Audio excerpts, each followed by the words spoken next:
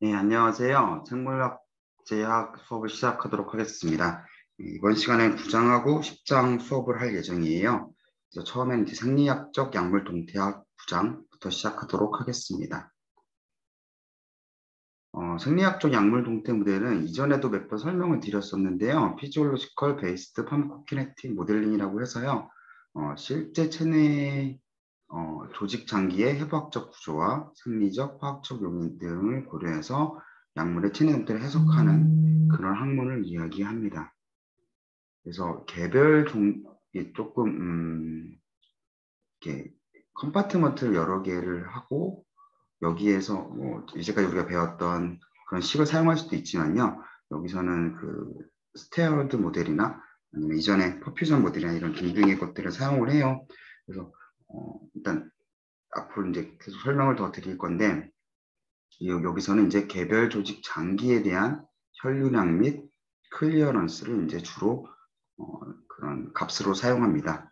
그래서 생리학적 특성을 모델에 반영해서 동간의 외삽도 가능은 한데 보통은 동간 외삽은 잘 안 하고 외삽을 한다기보다는 생리학적 특징을 모델에 반영해서 모델을 따로 만듭니다. 개랑 그다음에 뭐 쥐, 원숭이를 따로 만들고 여기서 따로 해서 예측을 하는 게 있고 사람을 예측을 할 때는 이 수치들에 대해서 약간 변경을 해서 하긴 하는데 종간 외삽은 거의 제가 알기로는 안 하는 걸로 알고 있고요. 그다음에 이 책에 나온 내용입니다. 생리학적 변화에 따른 약물 동태의 예측 이게 이제 주로 사용하는 게 이 두 가지인데요. 생리학적 변화에 따른 즉 나이나 성별이나 질병에 따라서 뭐 간이나 신장에 이제 이상이 생기게 되면은 이제 그런 그 체내에 있는 분포나 배설이 달라지게 되겠죠. 이런 것들을 예측을 하거나 그다음에 나이에 따라서 그 신생아 같은 경우에는 약물 주요 대사인 CIP의 이제 분포가 좀 달라지게 되는데 이것에 따라서도 볼 수 있고 노년기에는 아니면은 뭐 이 사람 흡연자일 때 CYP1A1, 1A2가 좀 달라진다. 뭐 이런 것들을 했을 때 그런 생리적인 변화에 따른 약물 동태를 예측하거나 이제 여러 가지 약물을 했을 때 약물 상호작용을 예측하는 것에 대해서 응용할 때 많이 씁니다. 근데 여기서 나온 값들을 예를 들어서 혈류량이나 클리어런스 같은 경우에는 혈류량 이미 잘 정해져 있죠. 사람에 대해 생체적인 건데 보통 이전에 뭐 50년대, 60년대 때 실험한 값들이 좀 주로 씁니다. 이런 것들을 했을 때 그런 이제 사람들의 그 간이나 뭐 신장, 뇌나 이런 것들 혈류량을 이제 측정했던 값을 상수로 이용하고요. 그 다음에 이제 클리어런스 값은 이제 대사 효소나 약물 유입이나 어, 배출 수송체들 이런 것들의 이제 실험값을 이용해서 이제 주로 사용하게 되고요. 그 다음에 무슨 혈장 단백과의 결합률 이런 것들을 사용합니다. 그래서 체내 동태에 대한 이제 기본 가설이 중요하게 되는데요. 265페이지 아래쪽에 보면은 약물을 혈류에 의해서 각 조직에 따라 이동하고 오타가 좀 많네요. 죄송합니다. 능동평형이 그러니까 그러니까 혈액에서 조직으로 이동할 때 혈류에 따라서 이동하는데 그 다음에 그 농도 평형이 죄송합니다. 이 농도가 1대1로 이제 항상 유지가 되고 그다음에 이동을 할 때는 결합형이 아닌 그 혈장 단백이나 다른 여러 가지 결합을 하는 것과 그다음 혈장 단백과 조직에서는 조직 단백질이 있겠죠. 아니면 세포막이나 이런 것들이 있을 텐데 이것만이 이제 여기로 이제 이동을 해서 이제 대사 및 배설이 하는 것이 이제 기본적인 가설입니다. 그 내용에 대한 것이 265페이지 아래쪽에 나와 있습니다. 그리고 266페이지 5번, 6번 돼 있고요. 이 혈액과 조직에서 이제 그 농도 평형이 유지되어 있는데 비결합형이 이제 이행돼서 대사 배설되고 있는데 이런 중간중간 과정들이 반응이 뭐 시간이 걸릴 수도 있겠지만은 일단은 순간적으로 일어난다고 가정을 하고 합니다. 왜냐면 거기까지 변수를 넣게 되면은 되게 좀 복잡해지니까 식으로는 그렇게 이야기하고 그런 모델링을 하고 있습니다. 그러니까 이 생리학적 모델이라는 게 뭐 어렵게 생각하면 어렵게 생각할 수도 있는데요. 쉽게 생각하면은 우리 몸에 있는 그런 것들을 이제 직접 알 수는 없는데 이런 실험적인 데이터들을 이용해서 이런 것들을 이제 어떤 그 생체 파라미터들이 변화했을 때, 혈류량 및 클리어런스가 변화했을 때 그것들이 어떻게 우리 몸에 나타나는지에 대해서 알게 됩니다. 그래서 266페이지에서부터 그런 이제 클리어런스나 아니면은 그다음에 뭐 트레이스과 효과, 평균 체류 시간 뭐 등등이 나오는데 이것은 다 이전에 설명했던 내용들이에요. 그래서 한번 쭉 읽어보시면 되고요. 그 이전에도 말씀드렸던 부분인데 웰스테어드 모델하고 지금 여기서는 안 가져왔는데 주로 여기서 웰스테어드 모델을 주로 이 책에서 이제 설명을 하고 있는데요. 이 모델 말고 이 웰스테어드 모델의 식은 결론적으로 9-9입니다. 이것 외에도 이제 다른 여러 가지들을 사용해요. 근데 이런 식들에 대해서 이제 설명을 드렸던 거이기 때문에 드렸었고 지금 이 생리학적 모델을 이해하는데 매우 중요하긴 하지만 이것을 다 일일이 수업에서 할 수는 없고요. 그래서 기본적인 개념을 좀 더 설명드리고자 합니다. 일반적으로 지금 생략적 모델을 하는데 여러 가지 프로그램들이 있어요. 공짜인 것도 있고 유료도 있고 무료도 있는데요. 게스트로 플러스나 심CIP라는 프로그램이 대표적인 유료 프로그램이고요. 이것 외에 이제 다른 공짜 프로그램도 있습니다. 직접적으로 모델을 만들어서 쓰는 경우도 있고요. 그래서 이거 가장 큰 차이점은 컴파트먼트 모델에서 만약에 이게 잘 예측이 돼요. 이거는 이제 3차인데 3컴파트먼트일 때의 그 모델을 예측하는데 게스트 플러스는 프로그램에서는 이제 컴파트먼트 모델이나 아니면 이렇게 PBPK 모델로 했을 때 이런 것들에 대해서 둘 다 지원을 한다는 얘기를 하려고 가져왔고요. 이것을 말씀드린 이유는 만약에 내가 예측을 할 때 컴파트먼트 모델로 잘 예측이 돼요. 그러면 굳이 이걸로 하지는 않습니다. 그리고 이거 말고도 population PK라고 해서 PAPK라는 또 이제 하나의 또 방식이 있어요. 근데 여기서는 책에서 설명하고 있지 않아서 좀 설명을 안 하는데 또 넌맵이라는 프로그램을 써서 많이 합니다. 그래서 우리나라에서는 이런 거를 주로 하는 랩이 가톨릭대 의대 쪽이랑 성균관대 약대 쪽에서 좀 주로 하고 있어요. 그래서 관심 있으신 분들은 저한테 말씀해 주시면 어느 교수님이 잘하고 계시니까 뭐 소개나 또 제가 직접적인 소개는 조금 어려울 수 있어도 어떤 교실이 어떻게 하고 있는지를 말씀드릴 수 있을 것 같습니다.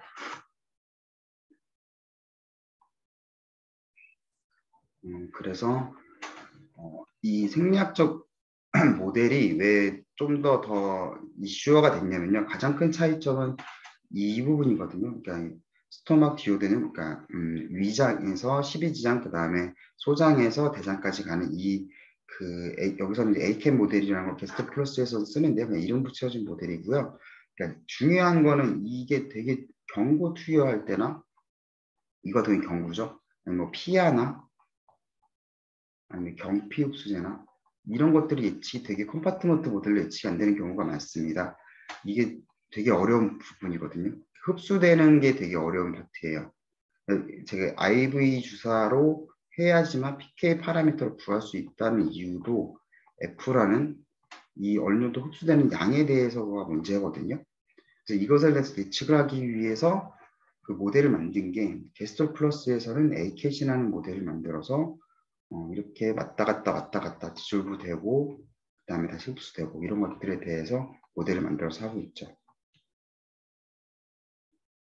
그래서 게스트로 플러스를 조금 더 살펴볼게요. 이거 살펴보는 이유가 프로그램이 구성 자체가 우리가 어떻게 PBPK 모델을 하는데 더 이해하는 데 더 도움이 될 것 같아요. 책에서 있는 내용은 사실 PBPK에 대한 내용은 거의 없고 있긴 있죠. 기본적인 내용인데 사실 그냥 PBPK에 대한 내용보다는 일반적인 내용이라서 그것보다는 이제 게스트로 플러스를 예시로 설명드리고자 합니다. 그래서 처음에 보면은 크게 두 파트로 나눌 수 있어요. 그 사람에 대해서 또는 동물에 대한 이제 생리학적인 인자들, 종이나 그다음에 인종, 그다음에 성별, 그다음에 나이에 따른 키와 몸무게, 그다음에 BMI 그런 것들 얘기할 수 있고요. 각 장기의 볼륨과 그다음에 속도, 혈액이 흐르는 속도들 이런 것들을 각각 입력할 수 있습니다. 그러니까 생리학적 인자들을 한번 하는 게 모델이 입력하는 게 하나 있고요. 하나는 이제 물질의 물리화학적 인자를 또 입력을 하게 돼요. 그래서 이 물질에 대해서 물리 화학적 인자와 더해서는 이것이 어떻게 대사, 분포, 배설되는지 각각의 이제 실험값을 듣게 됩니다.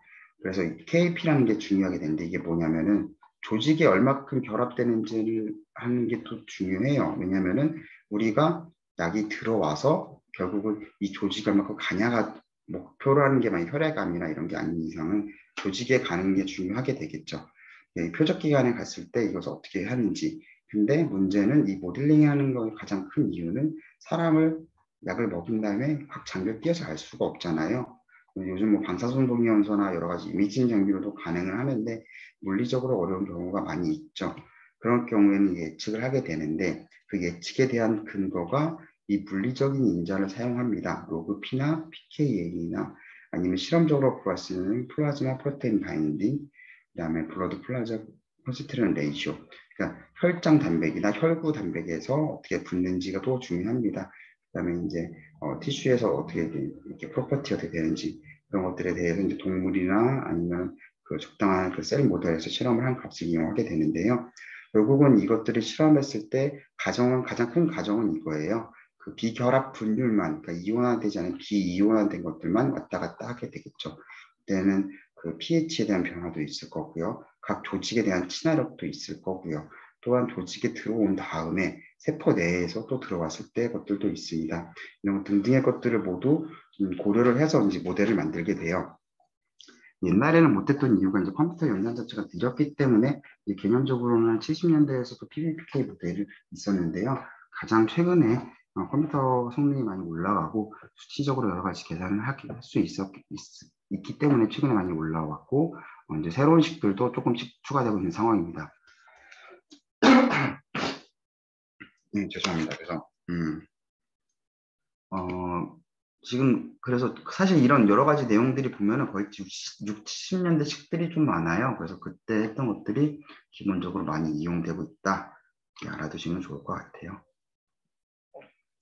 그래서 이제 PBK 모델을 조금 더 자세히 살펴보면은, 그러니까 제가 말씀드렸던 그 흡수 다음에 이제 그 맞습니다. 볼륨하고 각 조직의 혈류량과 그것에 의해서 나타나는 이제 클리어런스 값들, 약이 어떻게 구분되는 걸 쓰는데요. 웰스테어드 모델을 쓰기도 하는데 그 프로그램마다 이제 각 조직에 따라서 어떤 거는 뭐 이름 붙이기 나름인데 뭐 퍼퓨전 모델이니 퍼미에빌리티 모델이니 등등을 써요. 각 조직 장기에 따라서 이제 그렇게 그런 모델을 이제 바꾸게 되고 쓰게 되고 적당한 값을 이제 찾는 그런 겁니다. 그래서 모델링이라는 게 사실 가정이잖아요. 어떤 걸 내가 모델을 했을 때 정말 중요한 건 실측값입니다. 실측값에 잘 맞아들은 걸 피팅을 해야 돼요. 그러니까 모델링의 단점 중에 하나가 100% 모델로 했을 때 모델로만 해서 데이터를 인정해 주진 않아요. 이것에 대해서 밸리데이션이라고 해서 여러 농도와 여러 피험자에서 그걸 값이 필요한데 사실 이런 데이터를 얻고자 이런 임상 시험을 하지는 않죠. 그래서 이 모델 쓰는 게 좀 제한적이긴 합니다. 하지만 그 약을 개발할 때 신약 같은 경우에는 특히 이제 데이터가 부족할 때는 이런 모델을 가정을 해서 쓰게 되죠. 그래서 이제 각 컴파트먼트, 즉 각 장기들에 대해서는 이제 잠시만요. 각 장기들에 대해서는 이제 각각에 있는 볼륨과 그런 혈류 속도, 그다음에 효소나 그런 이제 트랜스포터, 약물 그 인플럭스, 이플럭스, 그러니까 유입과 그 유출에 대한 그런 정도, 그 다음에 이제 이 조직 간의 단백 간의 결합도에 영향을 미치는 지방과 단백질의 그런 어느 정도에 가 있는지, 그다음에 각 조직에 대해서 조직 친화도 어떻게 되는지. 그래서 KP 값을 사람에서 구하기가 거의 불가능하니까 방금 말씀드렸던 물리적인 특성을 이용해서 계산해서 하게 됩니다.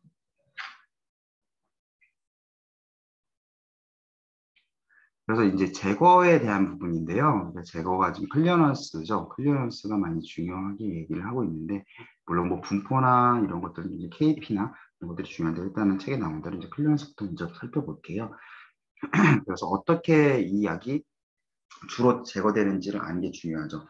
간 대사로 제거되냐, 신장 배설로 되냐, 아니면 간 배설로 되냐. 크게 이제 세 가지로 쭉 볼 수 있고요. 물론 뭐 호흡이나 아니면 땀이나 체외로도 배설되지만은 거의 대부분 특수한 약물이 아닌 이상 아니면 호흡기로 호흡 마취제 이런 것들이 아닌 이상은 일반적인 뭐 경구 투여했을 때 경구 투여나 정맥 투여했을 때 이런 것들로 이제 대사되고 없어지게 되겠죠.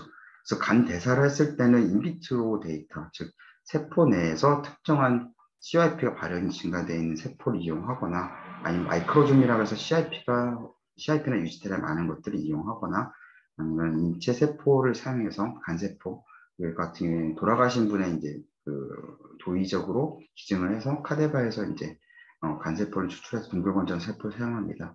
그래서 이제 그 휴먼 델타 이용해서 쓰고요.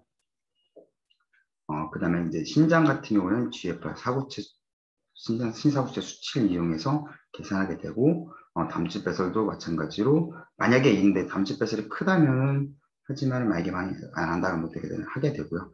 각 조건은 또 다음과 같습니다. 이건 참고로 제가 가져왔으니까 한번 보시면 될 것 같아요. 그래서 하나의 예로 여기서는 미다졸람이죠. 네, 미다졸람을 썼을 때 미다졸람에서 이 약물이 대사가 CYP로 C3A4로 주로 된다고 많이 알려져 있습니다. 그래서 여러 CYP가 작용을 하는데 어느 부분에서 수산화를 붙이거나 이런 것들이 작용하게 되는 산화를 작용하게 되는데요. 우선 CYP3A4가 주로 하게 되고 CYP3A4는 간과 위장간에 주로 많이 분포되어 있죠. 그때 이제 수치들을 입력하게 됩니다. 그때 그래서 슬리언스가 계산되고 이런 것들을 했을 때 인비트로 실험으로 자꾸 오타가 너무 많은데 죄송해요. 그 실험으로 구한 대사요소 약물 수용체과의 결합을 이용해서 이것이 이제 간 대사, 배출보다 대사가 많이 되고 그런 것들을 썼을 때 결국 이런 식으로 되게 됩니다. 수용체와 그다음에 패시브 된 것, 그다음에 간으로 배설, 담즙 배설 됐을 때 이런 것도 이제 통합적으로 했을 때 이런 값을 했을 때 그 리버시티 그 간조직에서 얘는 이제 주로 간조직과 위장간에서 되는데 그런 것들은 이제 간이면 간, 위장이면 위장 각각의 것들을 내가 계산하지 않고 이제 프로그램이 계산하게 되겠죠. 네, 그래서 PBPK는 대략적으로 이런 식으로 이제 값을 입력하고 진행하게 되고요. 여기서 말하는 외삽에 대한 방법은 PBPK와는 무관합니다. 그냥 외삽이라는 것은 어떤 수치를 이용해서, 그러니까 예를 들어서 내가 보통 많이 쓰는 게 보통 렛이나 마우스를 사용하고 그 다음에 몽키를 사용하고 그 다음에 독을 사용하는데요. 이 순서는 뭐냐면 뭐 마우스 같은 경우는 뭐 1, 2 그 그램 단위죠. 10g에서 20g 예를 들어서 렛은 한 300g, 200에서 300g 몽키는 한 5kg 정도. 몽키가 사이머스 몽키라고 좀 작은, 우리가 생각하는 큰 원숭이가 작은 원숭이입니다. 독이 더 크죠. 10kg는. 돼지로 한다면은 피기는 한 4, 50kg 정도 된다고 한다면은 이렇게 했을 때 각 무게에 따라서 얘 약에 대한 뭐 클리어런스나 뭐 했을 때 이렇게 선형적인 관계가 하면은 뭐 사람한테 이렇게 나올 것이다 라고 하는 게 이제 종간의 외삽입니다. 이렇게 외삽한다. 내가 알고 있는 데이터로 내 걸 어떤 예측을 한다는데요. 사실 이게 이론적으로는 그, 맞을 수 있는데 안 맞는 경우도 많죠. 그렇기 때문에 이제 약물마다 다 다른 게 사실 관건이에요. 그래서 어떤 약은 사람 무게, 어떤 약은 사람 표면적, 어떤 건 약은 사람 뇌의 무게에 따라서 이 종간의 차이에 따라서 약에 대한 PK 파라미터가 바뀌는 경우도 있고, 뭐 어떻게 그런 그 비례해서 보통은 이게 이 비례한다는 얘기가 만약에 사람과 이런 여러 동물들의 차이, 그 간 대사되는 게 동일한 CYP에서 동양이 생긴 것이 동일하게 작용한다면은 이게 같이 갈 것이라는 게 가정이죠. 그랬을 때는 뭐 무게가 늘어나면 사람이 만약에 100kg면은 100kg의 사람과 10kg의 사람에서 간무게도 이제 비례하게 증가되지 않을까라는 가정입니다. 그래서 이제 매삽을 하게 되는데요. 주로 많이 쓰는 거는 이제 파라미터에 대한 것도 많이 쓰지만은 보통 처음에 사람한테 임상 시험할 때 노 옵저버스 어드버스 이펙트 레벨이라고 해서요. NOA 이 노엘이라고 얘기해요. 글자를 따서. 이것을 잡는 게 처음에 임상시험을 처음 할 때 독성이 없는 용량을 결정할 때 씁니다. 그때 이렇게 컨버트라고 해서 휴먼 60kg일 때 이런 마우스 수치를 나눠주거나 곱해주거나 이렇게 해서 이제 사람한테 용도를 대입을 합니다. 그래서 이제 이렇게 해서 계산을 이런 방법을 하고요. 이건 이제 BMI로 하는 방법인데요. 근데 그 외에 여러 가지 방법이 있잖아요. 일단은 1차적으로는 FDA에서도 그렇고 1차적으로는 이렇게 먼저 계산을 먼저 합니다. 그래서 이 종간에 이제 어떤 종이 더 적합하냐 조금 더 판단해야겠죠. 뭐 동물마다 약간 그 대사효소나 수용체나 아니면 위장관에 대해서 pH가 어떻게 바뀌는지도 많이 다르고요. 그렇기 때문에 이제 그 약물이 어떻게 영향을 받는 게 더 해야 되냐. 그러니까 굉장히 많은 실험을 통해서 여러 가지 정보를 알아야겠죠, 이전에. 그 다음에 세이프티 팩터라고 해서 이제 내가 1g이 나왔어요. 이 용량에 대해서. 근데 안정성의 이유로 한 10분의 1 정도 더 낮춰줍니다. 그래서 이제 좀 더 그 양리적 효과를 생각했을 때 이것이 용량 낮춘 다음에 양리적 효과가 어떻게 나타나면 좋을 것이냐 해서 용량을 몇 가지를 선정을 하게 되고 이걸 이제 실험을 진행하게 되겠죠. 이렇게 해서 이제 동간 외삽이라 이런 것까지 얘기는 말씀을 드렸어요. 그래서 PBPK로 동간 외삽이 가능하긴 한데 프로그램으로 할 때가 제 기억에 제가 돌렸을 때는 사실 거의 입력하기가 되게 어렵거든요. 종간을 계산을 따로 한 다음에 그걸 다시 맞춰서 하면 이게 그 근거도 없고요, 사실. 그래서 종간 매삽은 따로 보신 게 제가 생각할 때 맞는 것 같습니다. 생략적 모델과는 별개입니다. 이제 10장이에요. 양력학의 이해인데 양력학의 이해도 상당히 좀 어렵죠. 이렇게 책을 한번 쭉 훑어보시면 아시겠지만은 책에서는 이제 전보다는 아니지만 어느 정도까지 식을 유도한 게 많은데요. 이번 수업에서는 그런 식들의 유도보다는 좀 개념적으로 설명을 좀 많이 드리고자 해요. 그래서 이것들이 어떤 모델이 있는지를 아는 게 더 중요할 것 같고 나중에 석사 과정이나 아니면 다른 교육을 받으셔서 부족한 점 채우시거나 하는 게 좋은 것 같아요. 물론 뭐 학부 과정에서 만약에 이 과목이 따로 분리가 돼 있으면 수업을 하겠지만은 생물리학자학에서 모든 걸 다루기가 조금 어렵습니다. 그래서 정해진 시간 내에 이제 하는 것이니까 조금 양해 부탁드릴게요. 그래서 책에서는 그 275페이지고요. 약물 수용체와 혈압과 이제 약효의 발현 등에 대해서 이제 먼저 얘기가 나옵니다. 그래서 약물 동력학을 했을 때 그 양력학은 이제 같이 연결되게 되는 경우가 많이 있는데요. 그 이유는 이제 좀 더 말씀을 드릴게요.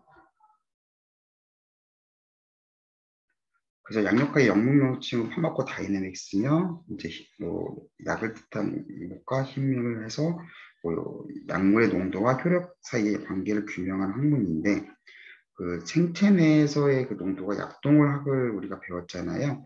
계속 이게 가만히 있는 게 아니라 계속 바뀌죠. 그렇기 때문에 이제 그 체내에 있는 농도가 바뀜으로 인해서 그 우리가 하는 그런 그 체내 농도가 바뀜으로 이제 효과도 바뀌게 되는데 약물 수용체 결합과 약효의 발현 파트에서 보시면은 다양한 경로로 튀어오는데 약물은 혈액을 통해 포장하기 위해 이용되고 이제 효소 및 수용체와 같은 단백질이나 또는 DNA에 따라서 DNA 결합하면서 약효를 발현하게 되고 약물의 농도는 수용체가 작용하는 작용부를 측정하기 이상적이지만 측정할 수 없으므로 혈액에 한다 뭐 이런 얘기가 쭉쭉쭉 나옵니다. 그래서 이런 얘기를 또 이제 앞으로도 설명을 계속 드릴 거긴 하지만 먼저 파마코 다이내믹스에서 조금 더 설명을 먼저 드리는 게 맞는 것 같아요. 그래서 PD라고 보통 이렇게 글자 따서 얘기하는데요. 그 약물의 농도와 반응 간의 관계를 이야기합니다. 그래서 이해할 때 중요한 용어가 언제 시작하냐, 이 반응 자체가 약물을 먹은 다음에 바로 나타나냐, 농도가 늘어나나 나타나냐, 농도가 늘어난 다음에 한참 뒤에 나타나냐, 그다음에 이 강도가 어떻게 되냐, 적정한 농도일 때, 그러니까 1이라는 농도일 때 10이 나타나는지, 5이라는 농도일 때 20이 나타나는지, 10이라는 농도를 썼을 때 다시 20으로 가는지, 이런 정도와 이 기간은 어떻게 되는지, 약물이 작용하는. 그러니까 시작, 강도, 정도가 이제 PD에서는 이제 중요한 개념으로 잡게 되고요. 그 말씀드렸다시피 이제 체내의 농도가 이제 증가하게 되겠죠. 체내 농도가, 죄송합니다. 이게 다시 말씀드릴게요. 이제 PK에서는 다루는 것이 농도에 대한 체내 혈중 농도죠. 양을 먹었을 때 어떤 X라는 양을 먹었을 때 혈중 농도가 어떻게 변화하냐 시간에 따라서 이런 그래프가 나왔을 때 이것에 따라서 이 약의 효과에 대한 농도가 바뀌면서 보통 1억씩으로 증가하게 되는데요. 감소하기도 이렇게 증가하고 일정하게 유지되는 포화되는 구간이 존재하게 되겠죠. 약물과 수용체의 반응이니까 수용체는 한계가 있으니까는 수용체 반응이 좀 일정하게 나오죠. 그럴 때 중요한 개념이 포텐시와 이피커시가 있습니다. 포텐시는 효력에 대한 이야기예요. 먹어도 효력이 나타날 수는 있죠. 그래서 보시면은 포텐시는 그 약물의 양이 그 어떤 효과를 나타나 시작될 때 필요한 거. 내가 이 정도까지 효과를 보고 싶어 그러면 이 정도 포텐시가 나는 농도를 이야기하는 그 정도 있을 때 그런 포텐시를 얘기하고요. 에피커시 효능 한글로 제가 좀 헷갈리긴 하는데 효과 효능이라고 얘기해도 맞을지 모르겠는데요.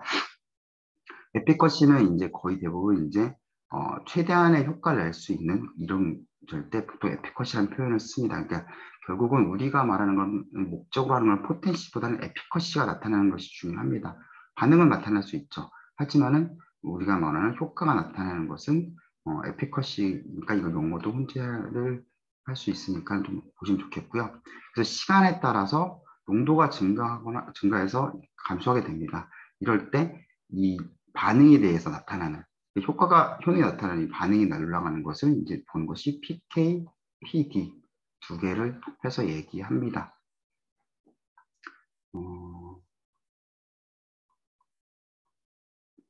그래서 결론적으로 이 PD라는 것은 약물의 활성 기전을 규명을 할 수 있고 이걸 반대보다는 응용해서 그다음에 신약 개발 시 흡물질 발굴 그러니까 어떤 물질의 농도가 올라가는데 얘가 효과도 올라갔다.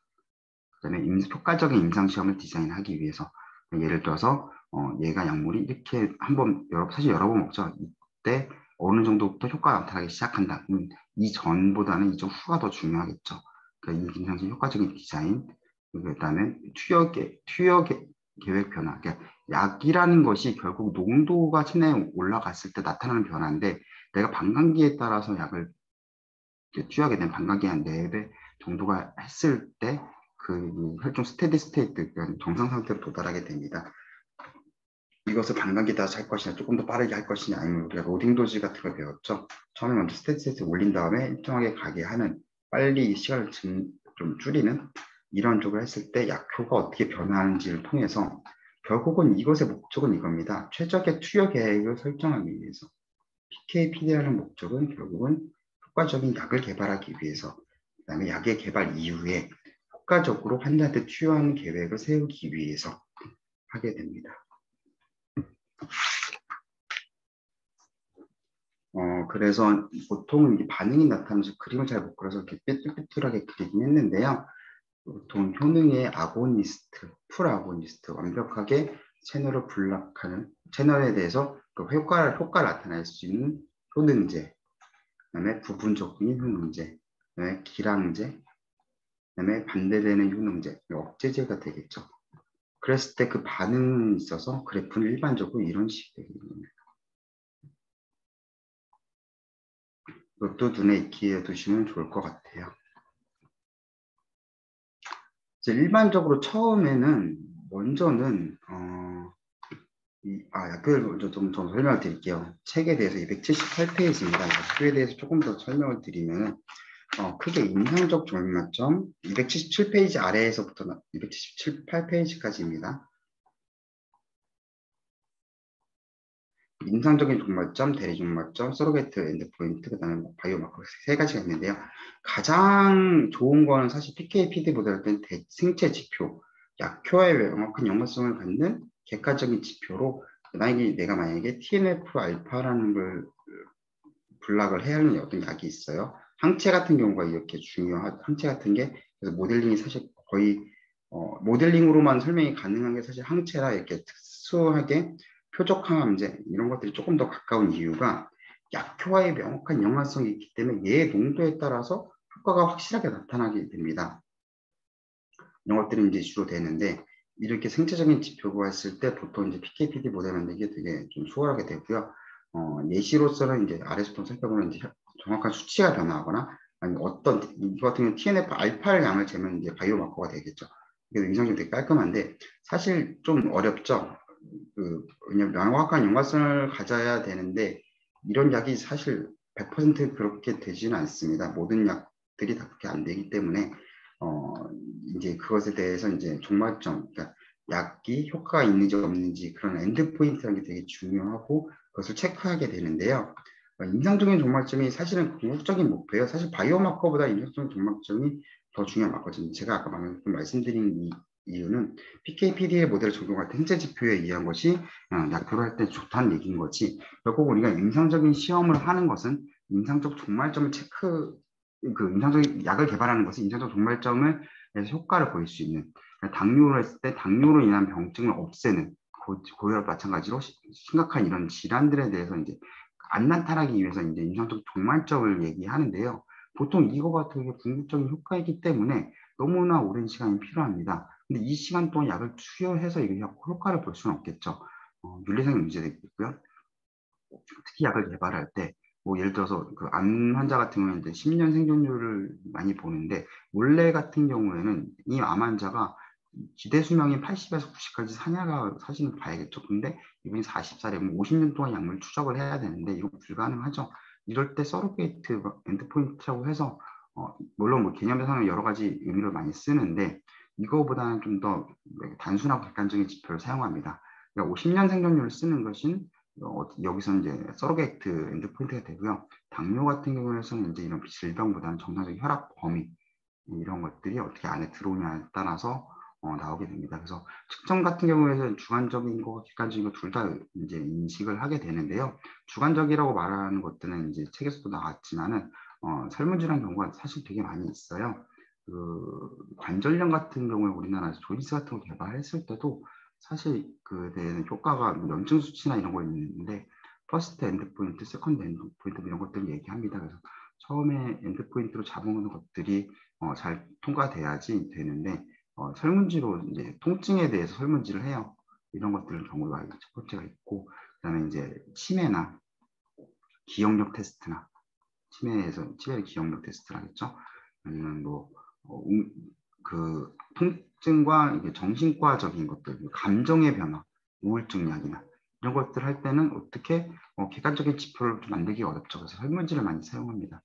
그다음에 객관적인 지표는 방금 말씀드린 생존 시간이 궁극적으로 증가되는 그런 건데 이게 좀 어려우니까 클리니컬 엔드포인트보다는 이제 어쩔 수 없이 서로게이트 엔드포인트를 사용하고 그것도 좀 어렵고 근데 양마다 좀 다르면은 근데 설명은 제일 쉬운 건 바이오마커가 제일 쉽고 결국은 이게 여기랑 또 연결이 되는 것이 좀 확신하게 해야 돼요. 그러니까 임상적인 종말점과 대리 종말점, 그다음에 임상적인 종말점과 생체 지표 간의 이런 연관관계가 사실 더 중요합니다. 그래서 이런 연관관계를 근거가 있는 걸 해야지 임상시험을 설계를 할 수가 있어요. 그래서 좀 더 이제 포괄적인 지식이 많이 필요하게 되겠죠. 어쨌든 이렇게 해서 약효에 대해서는 개념을 먼저 이렇게 잡으시는 게 좋을 것 같고요.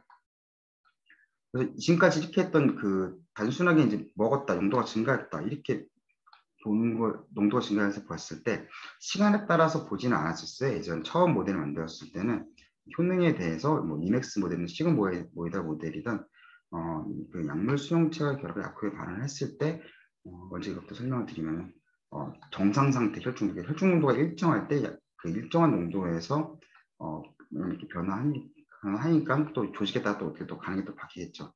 그때 당시를 가정을 하고 약물 농도 크기에 따라서 변화를 하는 것을 하는데요. 그래서 이제 크게 이제 스태틱 모델과 이제 PK/PD 모델 크게 두 가지를 지금 이제 설명을 하고 있어요. 그래서 약물 수용체 결합 약효의 발현을 만약에 한다면은 그러니까 관계가 정확히 좀 알아야지 좀 PD를 양력학을 하기 좀 수월하겠죠. 그래서 약물을 투여하면 혈액을 통해 췌장전기를 이동하고 아까 설명드렸던 읽었던 부분이고요. 근데 수용체가 존재하는 특정인 혈중도가 어려우니까는 혈중 농도와 그 다음에 수용체의 농도가 같다고 가정을 하고 혈중 농도의 변화로 약물 반응 크기와 연관이 지어서 이제 예측을 하게 됩니다. 그래서 PK/PD가 이제 슬슬 나오게 되는데 그 이전에 이제 스태틱 모델이라고 해서 약물 수용체 결합이 어떻게 되는지 모델에 대해서 PD만 놓고 따로 봤을 때 어떻게 되는지에 대해서 이야기하는데요. 여러 가지 모델이 있습니다. 여기 나온 게 다는 아닌데 크게 선형, 로고 선형, 이맥스, 시그모이달, 이맥스 모델 이런 것들이 있어요. 근데 이것도 제가 몇 번 설명을 드렸었는데 사실 이게 모델링이라는 게 뭐냐면 내가 어떤 수치를 예측을 하기 위한 방식인데 이 보시면은 그냥 직선이 있고 한 번 꺾이는 게 있고 두 번 꺾이는 게 있죠. 이거 같은 경우에서는 그 이론적인 백그라운드도 있지만 그냥 그래프가 이렇게 나온 거예요. 실험을 했더니. 그래서 실험했더니 그래프가 이렇게 나왔을 때 그것에 대해서 이제 여러 가지 그 수학적인 식을 써서 이제 하게 되겠죠. 그 수학적 모델을 만드는 게 모델링인데, 그래서 이 말씀을 왜 먼저 드리냐면 이 식이라는 게 복잡해 보이지만은 결국은 하나의 것을 단순화하는 거예요. 그 여러 가지 의미가 내포되어 있지만은 단순화하기 때문에 이런 선형, 로그 선형, 이맥스, 시그모이드 모델 이것들은 사실 그냥 수학적으로 다 쓰는 것들이에요. 일반적으로. 그러니까 뭐 약동학이든 뭐 양력학이든 이게 문제가 아니라 공학에서도 쓰이고요. 그 다음에 다른 뭐 자연 법칙을 발견할 때도 쓰이고요. 여러 가지 쓰입니다. 그래서 이것에 국한되는 것이 아니라 일반적인 모델을 수학적으로 나온 것을 여기서 응용해서 이것을 예측하는 내가 실제 어떤 실험을 이렇게 실험 3번 했어요. 응급을 변했어요. 이걸 근데 선을 이렇게 그었어요. 근데 이게 직선에 가까우면 직선 모델을 쓰는 거고 이맥스 모델에 가까우면 이맥스 모델을 쓰는 거고 변곡점이 뭐 힐 같은 경우는 뭐 2개가 있고 3개가 있을 수도 있는데 뭐 여러 가지가 있을 수 있는데 아무튼 이렇게 사실 커브가 좀 이쁘게 그려야 되는데 아무튼 이런 식으로 조금 되는 것들을 썼을 때 수학적인 모델이다. 이걸 좀 얘기하고 싶어서 말씀드린 겁니다. 어렵게 생각하지 않으셨으면 좋겠어요. 수학에 불과한 거예요. 276페이지 약물 수용체 결합의 이제 가정이 먼저 나오는데요. 아래 가정은 가역적이고 평형 상태고 1대1 결합. 이거는 이넥스에 대한 가정입니다. 약물 수용체 결합의 모든 가정이 아니에요. 정확하게 이맥스 모델을 할 때만 이 가정을 사용합니다. 그래서 좀 헷갈리지 않으셨으면 좋겠고요. 이맥스 모델을 하면 10-9 보시면은 2는 EC15 더하기 C의 농도 위에 Emax 곱하기 CP가 나오죠. 이건 많이 보시죠. 미켈렌스 멘텐 타입인 거죠. 그러니까 결국은 이 식은 이공고의 그 그래프를 그 숫자에다 변한 것에 불과해요. 결국 KM 값이 이름만 바꿔서 EC50인 거예요. 그래서 다 비슷비슷합니다. 봐주셨으면 좋겠어요. 그래서 하나씩 좀 더 살펴볼게요. 책에서는 이게 좀 왔다 갔다 썼어요. 책에서는 먼저 나온 건 이맥스 모델 나오고, 그래서 그에 대한 그래프 뭐 279페이지 그 다음에 이맥스 모델 간단 형태는 이제 선형과 선형 로고 그다음 시그 모델 기본식 나왔는데요. 저는 일단은 선형 모델부터 얘기를 먼저 할게요. 281페이지고요. 가장 단순한 식이죠.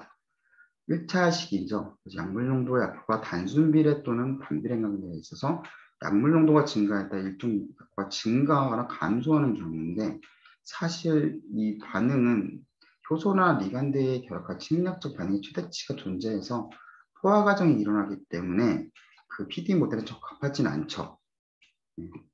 근데 그래프를 보시는 것처럼 알겠지만 이것 때문에 안 나지만 만약에 이게 내가 쓰는 농도가 이 범위예요. 근데 여기는 거의 선형에 가깝죠.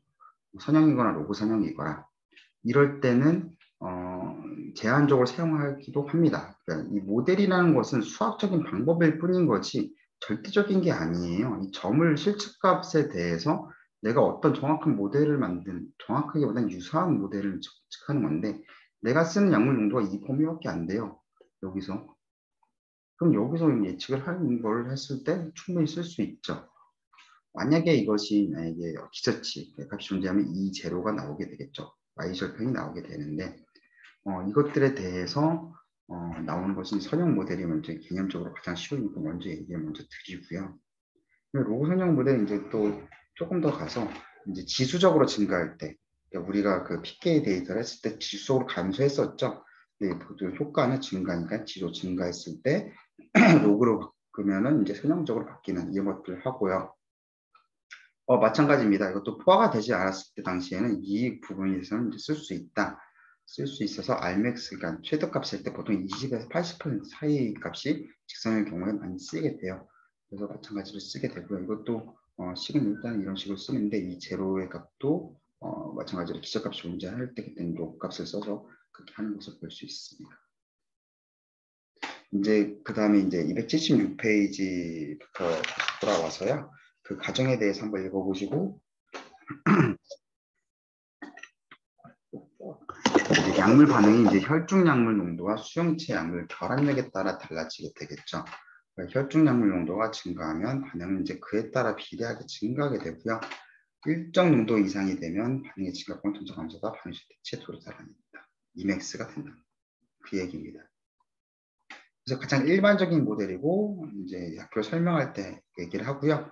여기서 절반 되는 값이 20-15이라고 얘기하는데요. 당연하게 이게 용도가 작을수록 효과가 더 좋은 게 되겠죠. 그래서 책에 나오는 뭐 여러 가지 식이사의 설명을 한번 쭉 읽어보시면 되고요. 그 다음에 약물 농도가 만약에 20-15에 비해서 매우 작으면은 이제 혈중 농도에 비해 선형적으로 증가하고 이거보다 크면은 약간 포화된다. 이 얘기를 하는데요. 그래서 보통 기준의 KM 값, 20-15 값 이하냐 아니냐가 또 중요하게 되죠. 수학적으로도 많이 중요하게 됩니다. 그래서 1차적인 결합은 276페이지부터 나오는 그 식에 대한 설명은 리셉터와 그 약이 1대1로 결합했을 때 그런 이런 결합, K1 상수, KF 상수, 이것도 우리가 그 K-in, K-out 이런 식으로 그 약동학에서 봤었죠. 같은 의미입니다. 식에선 같은 의미고 말이 바뀌어서 약효에서는 또 바뀌게 되는 거죠. 그래서 나오는 것들이 이제 두 가지가 나오는데요. 이제 이맥스 모델에서는 책에서는 280페이지입니다. 그래서 효능제, 아고니스트와 기량제, 안타고니스트 이제 두 개가 나타나게 되죠. 그래서 아고니스트에 대한 식은 10-13이고요. 안타고니스트 억제에 대한 얘기여서 이니비션이라고 얘기해서 I를 쓰고 이건 이펙트라고 해서 E를 쓰게 됩니다. 아까도 제가 그래프 처음에 약표에 대해서 말씀드린다시피 얘는 올라가는 그래프, 얘는 아래 내려가는 그래프 이렇게 됩니다. 시계 구조를 보시면 똑같아요. 말만 바뀌었고 부호가 좀 바뀐 게 좀 다르죠. 그래서 효과에 대해서 내가 하는 것이 효능제냐 기량제냐 때마다 이제 그래프가 바뀌게 되고 이것이 PD의 기본이 되고요. 시그모이달 같은 경우에서는 1대1로 결합했을 때 그러니까 그 약물 이 수용체 1대1로 결합할 수도 있겠지만은 만약에 이 약물이 여러 가지 결합 부위, 그러니까 내가 이렇게 리스토에 하나 결합하면 좋은데 여러 가지 결합 부위가 있어서 효능이 좀 여러 가지로 다르게 나타난다든지 이랬을 때 이런 수용체와 결합을 바르면 약물의 분자, 뭐 수용체의 수가 따라질 수도 있고 약물의 분자가 뭐 여러 가지로 될 수도 있고 뭐 등등의 이제 수용체 약물과는 1대1 결합하지 않는 N개 약물 분자가 수용체 작용 부위에 여러 개를 하든지 뭐 등등에 했을 때 나오는 것들이고 여기서 나오는 것은 실개수라고 해서 수학적으로 이제 얘기를 하는 것이 됩니다. 그래서 이런 형태의 그래프가 만들어지게 되고요. 283페이지에서부터 이제 수용체가 뭐 두 군데가 있고 약물이 뭐 두 개가 있어서 뭐 분자수가 뭐 여러 개 해야지 되는지 모르는 게 이렇게 나옵니다. 그래서 여기까지 이제 그 스태틱 모델에서 농도가 일정했을 때 이제 그 1대1 적용하지 못했을 때인데요. 근데 이 약동학이라는 게 실험적으로 했을 때는 이게 되거든요. 이 약동학이 처음 모델 저기서 얘기했던 거는 인비트로 실험, 즉 실험계가 닫힌 그러니까 기커했을 때는 저런 스태틱 모델을 사용하죠. 왜냐하면 내가 약을 쳤을 때 농도를 일정하잖아요. 그래서 변하지가 않죠. 일반적으로는 뭐 대사 요소가 있지 않는 이상, 온도에서 변하지 않는 이상. 근데 우리가 실제로 먹는 건 사람 몸에 따라서 농도가 바뀐다는 거죠. 일정할 때. 이럴 때는 어떻게 할 것이냐가 이제 관건인 거죠. 그래서 시간에 따른 약효의 변화를 설명하기 위해서 285페이지 10-9에 보시면 가장 많이 나오는 그림인데요. 이런 파마코기, 저도 아까 설명을 드렸죠. PK와 PD가 중간에 관계가 어떻게 되냐. 농도가 바뀔 때 그것을 어떻게 타임과 이펙트를 결합시켜서 그러니까 약물이 이렇게 제거가 되거나 이렇게 분포가 되는데 이것이 수용체라 결합을 어떻게 하냐. 바이오 마커에서 어떻게 작용을 하느냐, 효과가 어떻게 나타나냐, 이 여러 가지들을 다 변수로 두고 생각을 합니다. 그래서 여러 가지 이제 PK, PD 간의 관계가 나타나게 되고요. 그래서 PK, PD 간의 관계가 나타난 다음에 이제 여러 가지 모델이 나타나게 되는데 왜 이런 여러 가지 모델이 나타나게 되냐면요. 이 그림을 보시면 아시겠지만은 반응이 나타날 때 그냥 바이오 마커에 결합을 하는 정도 시간도 있고요. 그 다음에 이것이 효과가 나타날 때까지 또 시간이 걸려요. 그래서 여러 가지 지연 모델이라는 것들이 생성하게 나타나게 됩니다. 그래서 이 지연 모델들이 나타났을 때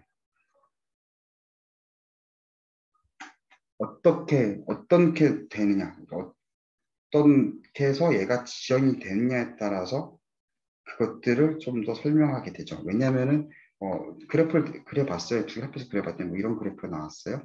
근데 내가 어떤 모델을 했을 때 했는데 직접 효과 바로 나타나는 이런 모델 했을 때 잘 맞았는데 안 맞는 거예요. 지연이 됐는데 이 지연이 됐을 때 생체상 모델을 만들었는데 또 안 맞는 거예요. 그럼 또 다른 이유가 있겠죠. 뭐 간접 반응이든지 신호 전달의 체계에 있어서 조금 더 시간이 걸린다든지 아니면 특징적으로 이것들은 대부분 이제 가역적인 반응이라고 해서 약을 끊으면 다시 원래대로 돌아가는 왔다 갔다 하는 이런 모델을 쓰는데 특정 세포가 죽이는 그 항생제나 항암제 같은 건 이제 비가역적이거나 또 얘가 내성이 생긴 거거나 이렇게 약물의 종류와 약효에 따라서 여러 가지가 달라지게 됩니다.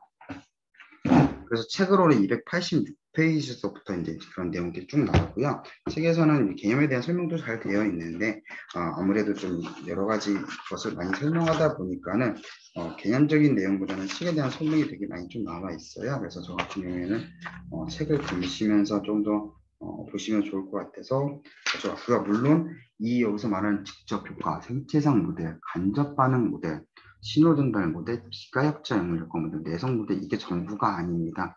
그래서 식을 대해서 설명을 또 안 드린 이유는 기본적인 식이 있지만 여러분들이 나중에 만약에 이쪽을 일을 하시면 아시겠지만은 적합한 약에 적합한 모델을 찾아서 어떻게 해야 되는데 기본적인 식 관계는 있는데 기본적인 걸로 하긴 하죠. 일반적으로 다 식을 쓰는데 밖에 또 변형을 할 경우가 되게 많이 있거든요.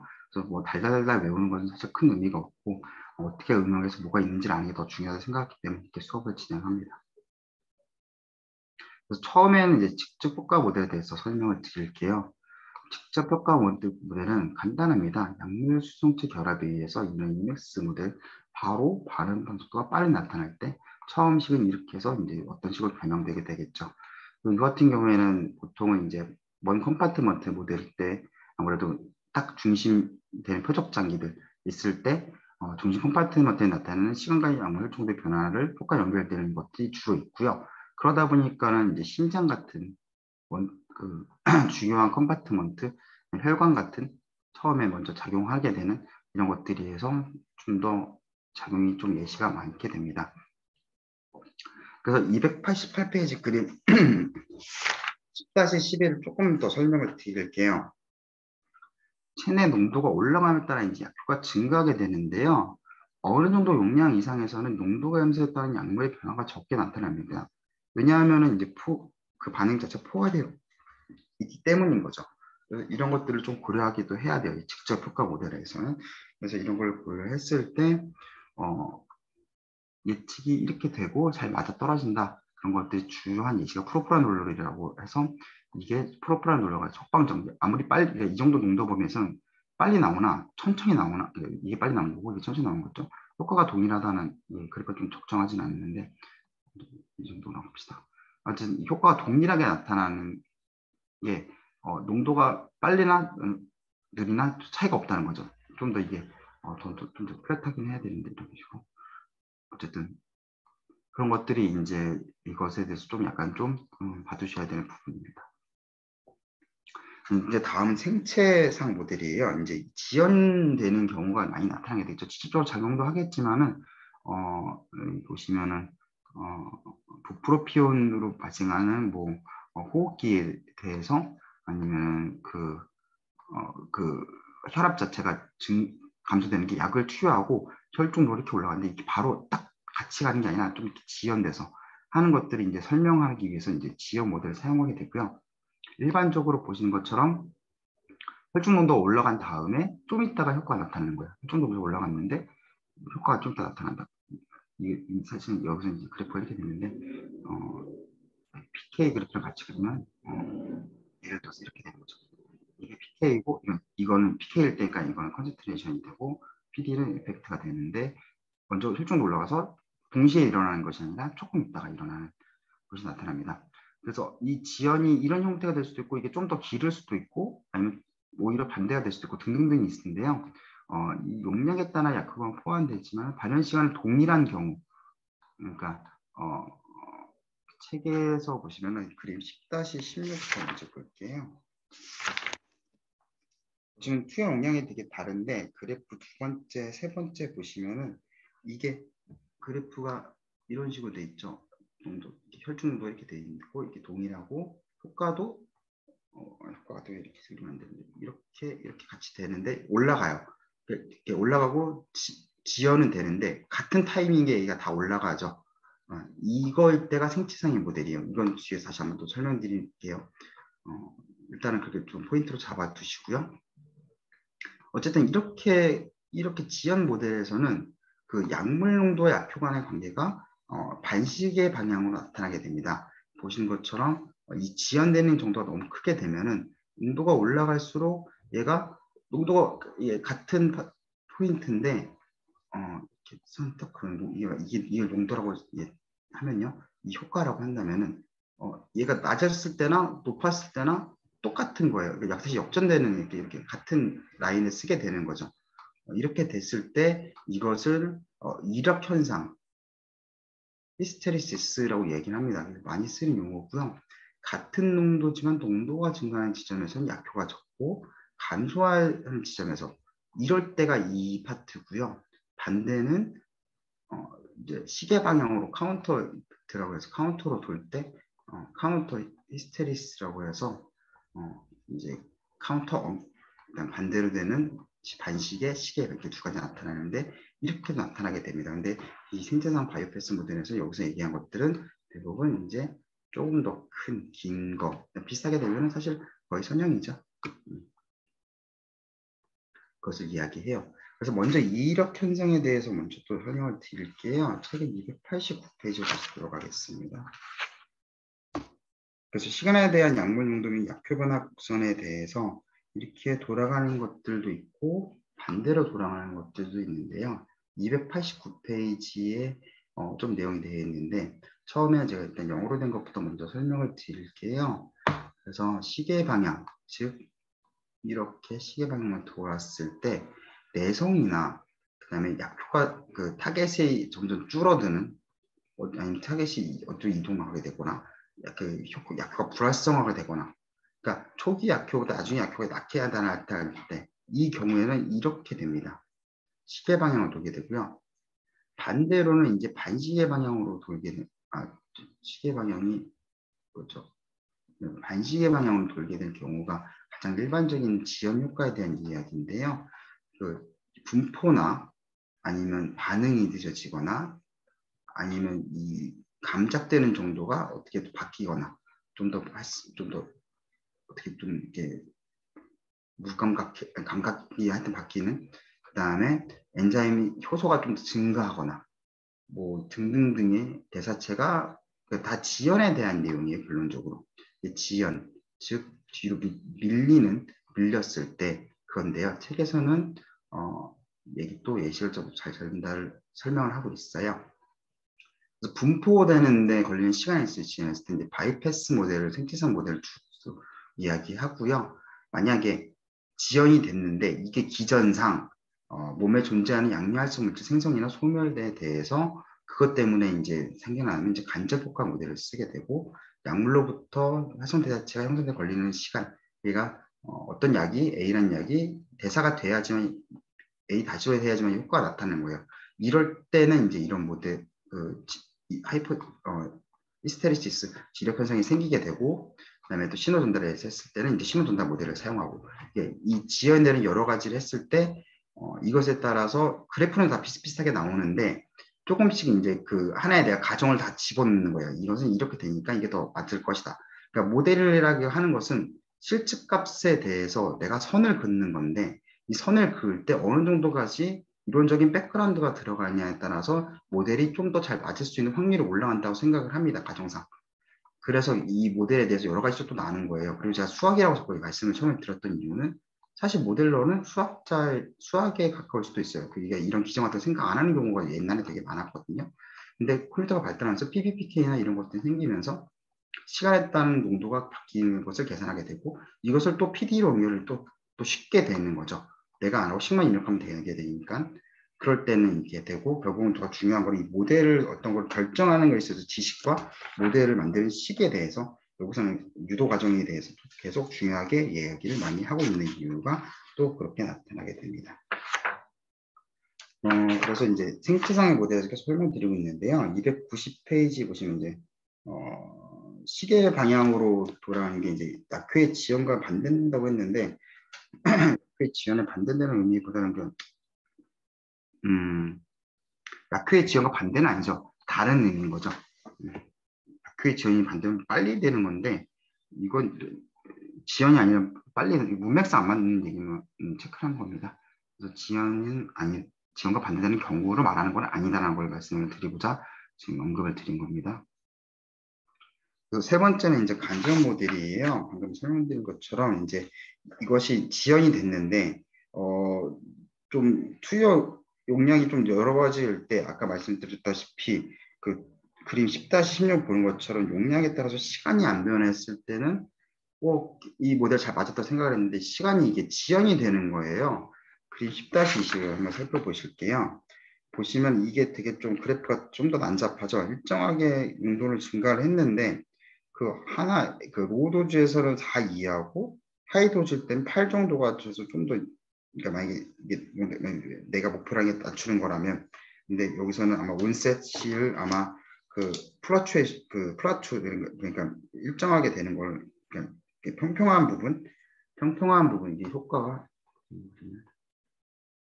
이렇게 평평한 부분이 되는 게 효과 일정이 나타나면 그때 선을 딱 그어버리면은 다 다르죠. 처음에 되는 것은 로우도즈는 한 8 정도, 그다음에 그 시작되는 좀 올라갈 중간쯤 미들은 한 12 정도, 미드 하이는 한 16 정도, 하이는 20 정도, 대략적으로 미들 중간이 그러니까 올라가는 걸 중간 정도 그렇게 되겠죠.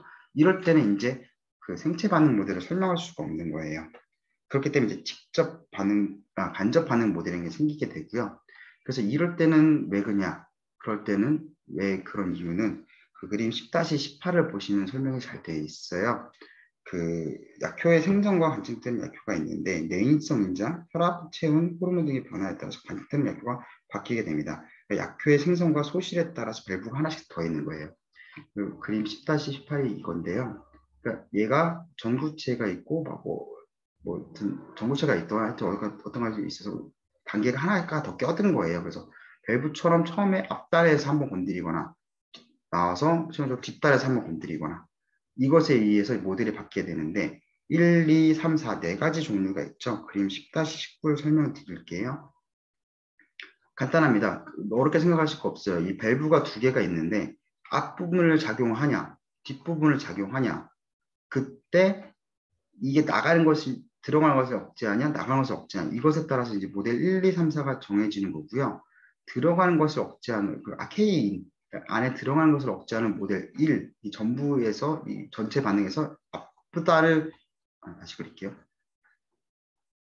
전체에서 앞단만 하는 K2는 이게 K2이고 K-아웃인데 이걸 하는 것은 여기 앞에가 복잡해지죠. K2는 붙은 데가 여기서 뭔가 작용을 하고 있다는 거겠죠. 이때가 모델 1인 거고요.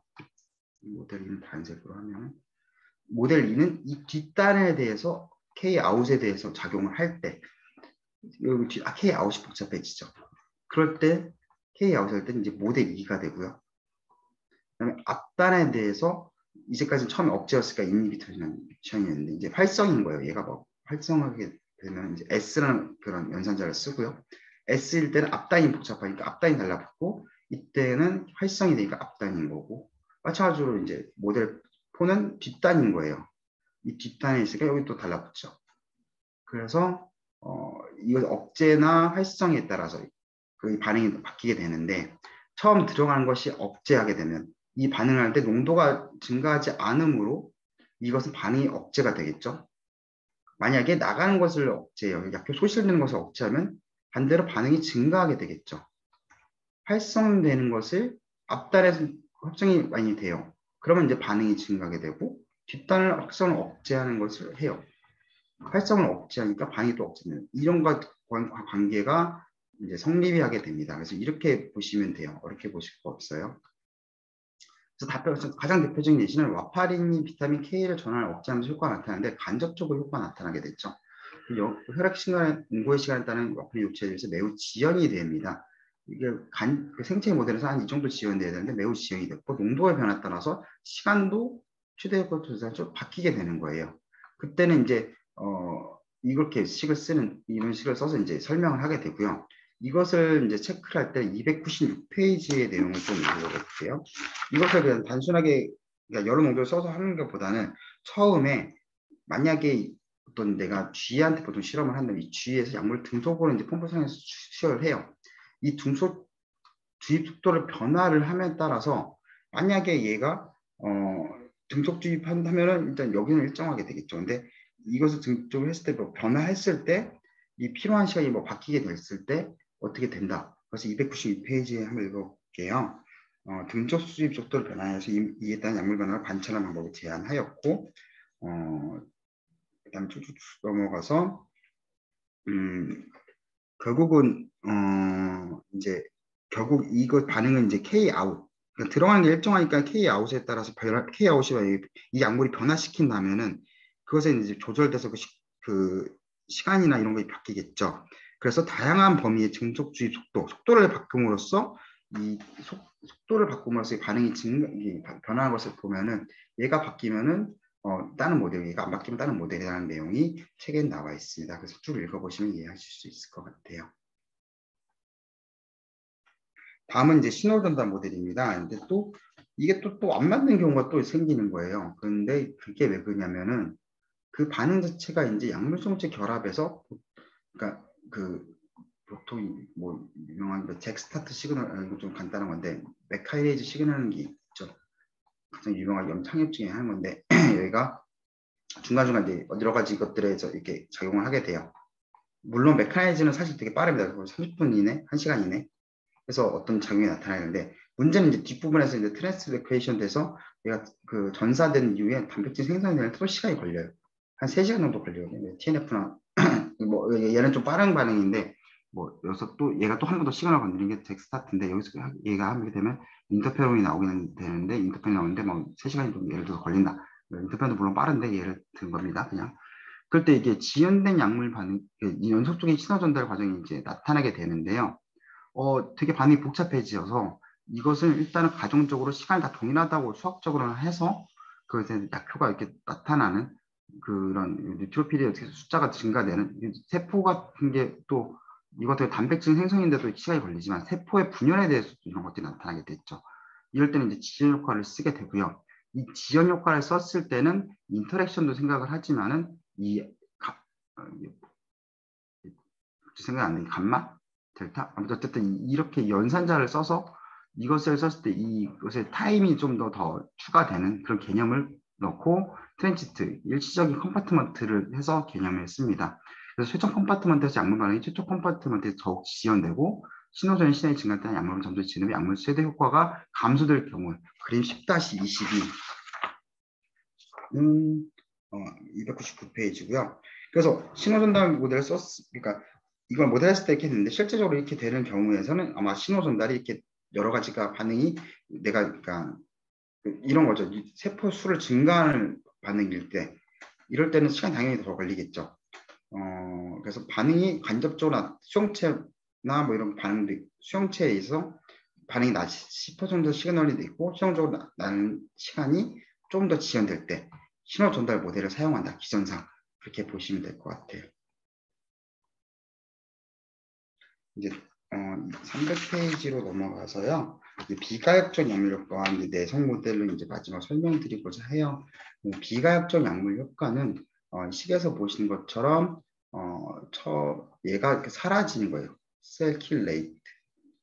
그래서 세포가 죽어서 얘 자체가 없어져 버리는 거거든요. 이럴 때는 이제까지 했던 가역적인 식을 설명할 수가 없어요. 그래서 항암제, 항생제, 효소 억제제들이 비가역적 약물효과가 나타내는 모델을 책에서는 설명하고 있고요. 내성 모델 같은 경우는 내성이 또 생겨서 이제 반복적으로 투여하니까 효과가 계속 줄어드는 거예요. 점점. 그래서 시간대와 약물 구슬은 이제 시계 방향으로 나오게 되는 아까 설명드렸던 그것에 나타났을 때 이제 10-25가 내성에 대해서 어떻게 컴파트먼트가 어떻게 생성되고 그것에 대한 식은 나타나게 되어 있고요. 그다음에 프로세마이드도 마찬가지로 기전이 또 한다를 얘기하고 있습니다. 네, 그래서 여기까지 해서 이제 양력하게 이해까지 해서 이제 다 설명을 드렸고요. 이게 모델에 대해서 이제 식에 대해서는 자세하게 또 하나씩 하기에는 너무 시간이 모자르고 그거를 하다 보면 사실 중요한 것을 놓칠 수 있기 때문에 설명을 많이 안 드렸어요. 그래서 혹시 궁금한 거 있으시면 여쭤보시고 저한테 뭐 개인적으로 연락을 주시면 될 것 같습니다. 그래서 수업은 여기까지 하겠습니다. 고생 많으셨습니다.